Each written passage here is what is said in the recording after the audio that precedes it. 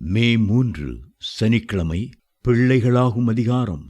அவருடைய நாமத்தின் மேல் விசுவாசம் உள்ளவர்களாய் அவரை ஏற்றுக்கொண்டவர்கள் எத்தனை பேர்களோ அத்தனை பேர்களும் தேவனுடைய பிள்ளைகளாகும்படி அவர்களுக்கு அதிகாரம் கொடுத்தார். யோவான் 1:12. வேதத்திலே விசுவாசிகளுக்கு கர்த்தர் கொடுக்கும் அதிகாரங்கள் எவை?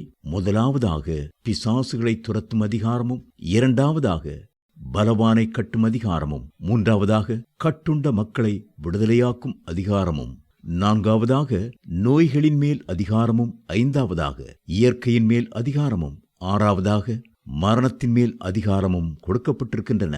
இவ்வளவு அதிகாரங்களையும் நாம் பெற்றுக்கொள்ள வேண்டுமானால் முதலாவதாக கர்த்தருடைய பிள்ளைகளாக மாற வேண்டும். எந்த ஒரு மனிதன் சிலுவை அண்டை வந்து, ஆண்டவரே, நான் ஒரு பாவி, நீர் எனக்காக சிலுவையிலே இரத்தம் சிந்தி மரித்திருக்கிறீர் என்பதை நான் விசுவாசிக்கிறேன்,